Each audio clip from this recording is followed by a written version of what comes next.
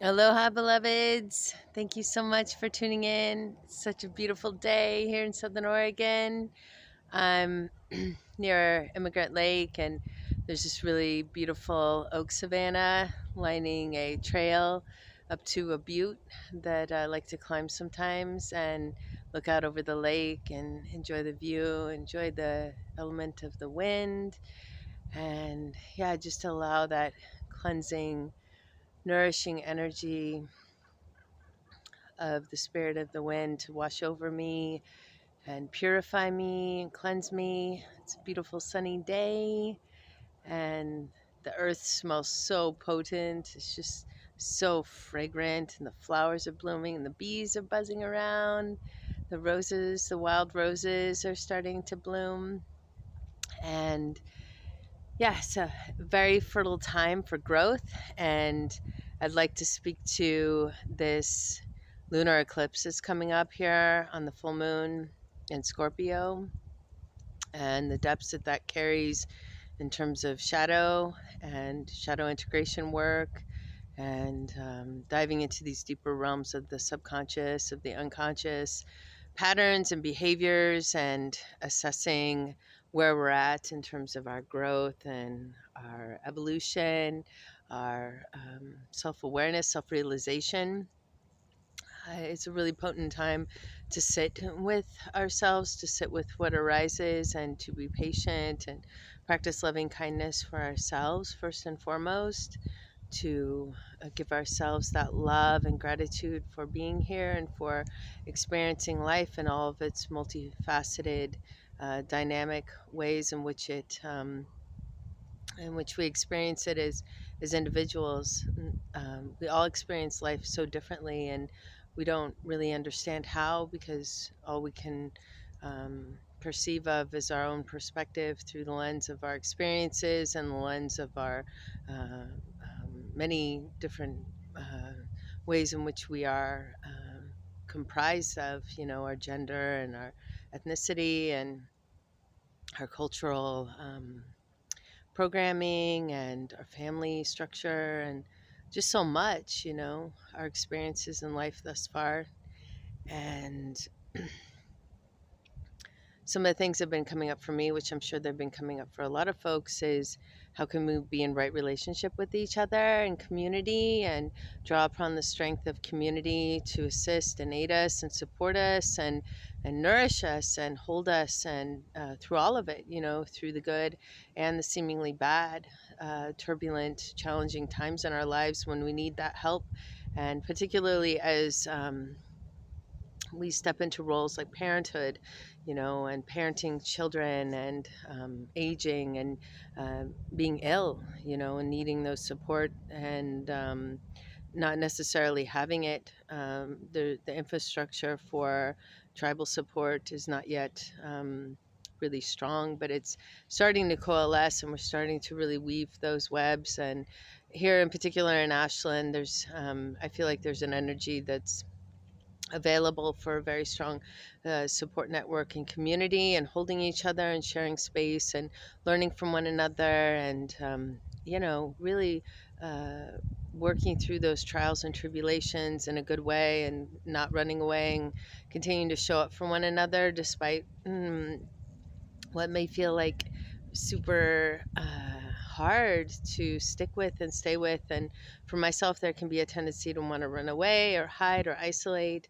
And I think that that's part of the human condition. It's so overwhelming. My sensory system frequently gets overwhelmed by sensory inputs such as noises, sensations, feelings. Yeah, so just knowing that there are many sensitive souls out there who are doing their very best to show up in service to the collective, to themselves, to their families, and having the awareness that many of us sensitive souls are congregating together in very potent portal geographical locations in the world, such as Ashland and Asheville and Sedona and Maui and parts of Mexico, and yeah, all over the world. I haven't traveled to too many places, but I know that there are these pockets of really sensitive souls who are doing the work, really doing the work and diving into their unconscious behaviors and holding space for one another to learn um, deep lessons. And I, in particular, would like to talk to the need and the desire to help the brothers in the community, and knowing that there aren't as many resources necessarily as there are for the sisters. I hold regular womb circles for sisters, for womb carriers, every month in different places around Oregon currently. And yeah, I know that there's not as much of that available for the brothers, and particularly for young men, for those that have not yet reached the age of 18. There's certainly a lack of um, places where these boys, these young men, can go and receive guidance and help, and space held for them to process heavy emotions such as anger and rage and deep grief and sadness and confusion and frustration. So I call upon the brothers now. In my last video, I was calling upon the sisters together. I feel very strongly it's important that we encourage the brothers in their ability and capacity to hold space for one another.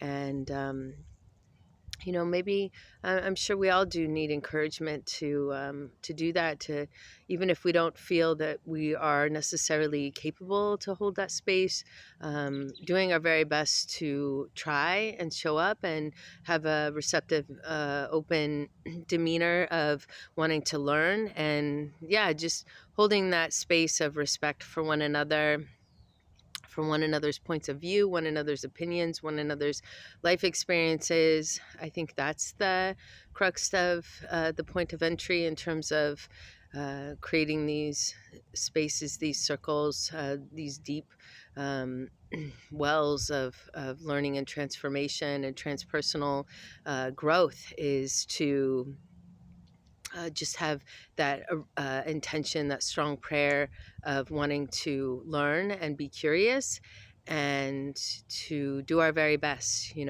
I've been studying the Four Agreements again, that wonderful book.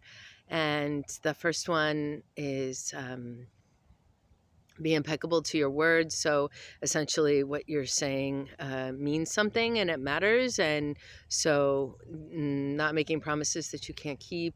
And yeah, just staying true to your word, being impeccable with your word, and being mindful about what you say to others, and slowing down your language and really thinking about what you say before you say it. The second one is don't take things personally. you know um, know that when people have reactions, it doesn't have to do with you. It has to do with what's going on with them internally. And if we can remember this, then it will help tremendously in our lives. Find more joy and more peace and harmony, knowing that we're all in our own deep process, and we don't need to take things personally or take on things for other people. We can witness them and see them and encourage them and validate their feelings, but we don't have to take it personally as something that we did wrong and be defensive. Many times that blocks the flow of learning. And the third one is don't make assumptions. So don't assume things, communicate, ask questions, clarifying questions, use reflective listening skills. If someone says something to you, share, you can slow down the conversation and reflect to them what you've heard as a means to gain clarity and to glean the heart of what's being communicated, and so the other person can notice how they can communicate better, or how they can share themselves in a way that could be more well understood. And yeah, it just provides an opportunity for deeper listening and deeper communication skills to emerge through that reflective listening, active listening, listening with your whole body, listening with your eyes, listening with your heart, listening with your posture, listening without distractions, staying present, using it as a meditative practice. So presence, yeah. It all comes down to presence.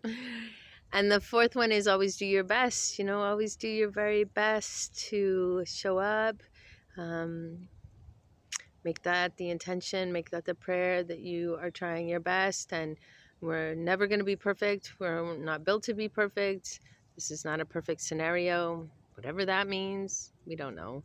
But yeah, having the intention to be in integrity, to helping and assisting and being in service is a good one for myself, to do my best. And yeah, that varies all the time based on my energy and my resources and my availability and yeah, my knowledge and consciousness level, all of it. So yeah, I hope this message finds you well.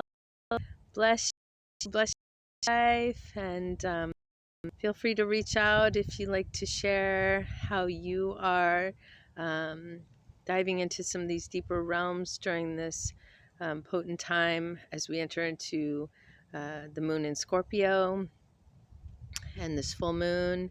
And also, I'm wanting to hear from the brothers if there's circles that are happening.